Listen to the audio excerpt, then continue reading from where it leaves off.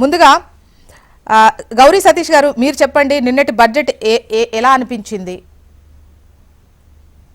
ముందుగా ప్యానెల్లో ఉన్నటువంటి Bharatiya Janata party senior నాయకులు విటర్ గారికి, బీఆర్ఎస్ నాయకురాలు సుమిత్రానందన్ గారికి, మీకు హెచ్ఎంటీవీ ప్రేక్షకులందరూ కూడా నమస్కారం తెలియజేస్తూ, ఏదైతే తెలంగాణ రాష్ట్రం ఆశించినటువంటి మేరకు బడ్జెట్లో కేటాయింపులు జరగలేదనేది వాస్తవ పరిస్థితి. దాంతోపాటు భారతదేశ వ్యాప్తంగా ఉన్నటువంటి ఎన్నో సంక్షేమ పథకాలకు కేటాయించవలసినటువంటి నిధులు కేటాయించకుండా, ఇది కార్మికుల బడ్జెట్ కాకుండా ఇది ఒక సంపన్న వర్గాల్లో వదిలిపెట్టి సంపన్నుల బడ్జెట్గా మనకు ప్రత్యక్షంగా కనిపిస్తున్నటువంటి పరిస్థితి.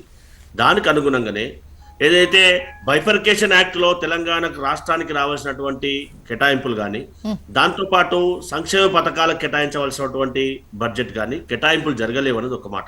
దాంతోపాటు దేశవ్యాప్తంగా మహాత్మా గాంధీ గ్రామీణ ఉపాధి హామీ పథకానికి తూట్లు వచ్చే విధంగా కేంద్రం గతంలో 100% నిధులు కేటాయిస్తే, ఈ బడ్జెట్లో వారు కేటాయింపులు ఆయా రాష్ట్రాలకు 40%, కేంద్ర ప్రభుత్వం 60% తోటి ఈ పథకాన్ని తూట్లు పొడిచే విధంగా చేయడం అనేది చాలా శోచనీయాంశం. ఎందుకంటే మహాత్మా గాంధీ కలగన్నటువంటి గ్రామాభివృద్ధి దేశాభివృద్ధి అనేది మనందరం కూడా బాగా తెలుసు.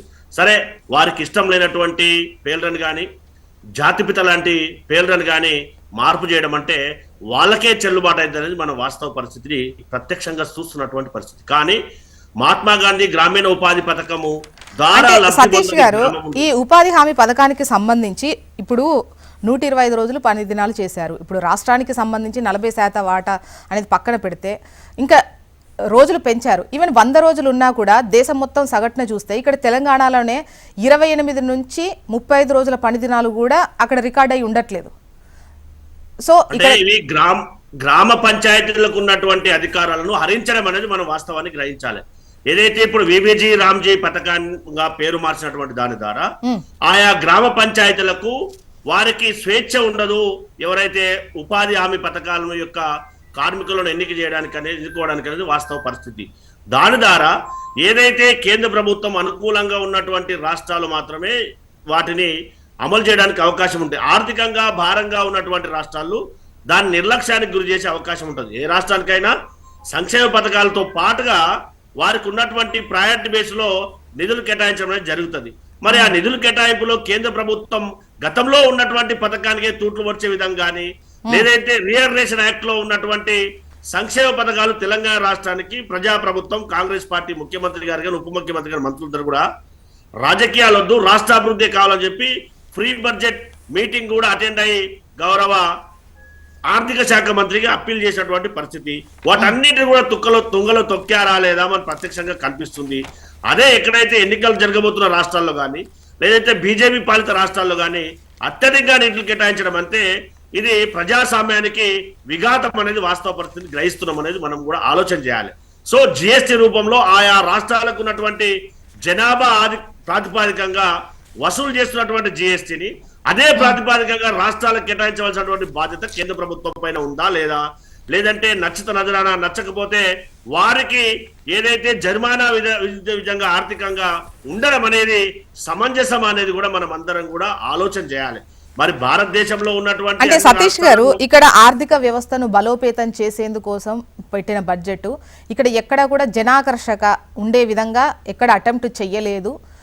ముఖ్యంగా యథావిధిగా నడవాలి, ఆర్థిక వ్యవస్థ బలోపేతం అవ్వాలి, అసలు ఉద్యోగాల కల్పన అనేది కూడా ఇక్కడ ఇంపార్టెంట్గా ఉన్నటువంటి క్రమంలో అదే ఫోకస్ పెట్టారు. ఈవెన్ గతంలో ఎక్కడైనా ఎలక్షన్స్ ఉంటే డెఫినెట్గా రాష్ట్రాలకు పెద్దపీట వేసిన సందర్భాలు చూసాం. కానీ ఈసారి 5 రాష్ట్రాలకు సంబంధించి కూడా పెద్దగా గట్టిగా పట్టించుకున్న పరిస్థితి అయితే కనిపించలేదు. అంటే ఈ బడ్జెట్ ఏదైతే ఉందో పాత సీసాలో కొత్త సారా పోసినట్టుగా ఉందనేది వాస్తవ పరిస్థితి.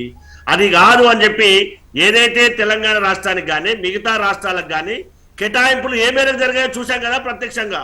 మరి ఆర్థిక అభివృద్ధి చెందాలంటే రైతులకు కానీ సంపన్న వర్గాలకు కానీ కేటాయింపులు జరగాల, వారికి ఉపాధి అవకాశాలు కల్పించే విధంగా కేంద్ర ప్రభుత్వం పథకాలను రూపొందించాలా, ఆ విధంగా పథకాలకు కానీ ప్రత్యేకమైనటువంటి నిధులు కేటాయించిందా, లేదంటే ఏదైనా కొత్త స్కీమ్ను ప్రవేశపెట్టిందా అనేది కూడా ఆలోచన చేయాలి. చిన్న ఎగ్జాంపుల్, ఏదైతే ఆర్థిక వ్యవస్థ ఏదైతే మిడిల్ క్లాస్ వాళ్ళు బ్యాంకుల్లో డబ్బులు ఉంచుకుంటే కూడా ఏ విధంగా సర్చార్జెస్ చేస్తున్నా చూస్తున్నాం కదా.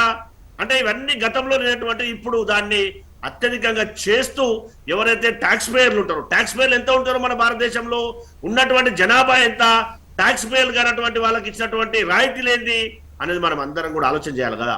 ఆర్థిక సంపద సృష్టించాలంటే దేశంలో ఉన్నటువంటి రైతన్నలకు కానీ, ఏదైతే నిరుద్యోగులకు కానీ, అందరితో పాటుగా సబ్బండ వర్గాలకు కేటాయించవలసినటువంటి మేర కేటాయింపులు జరగలేదనేది వాస్తవం.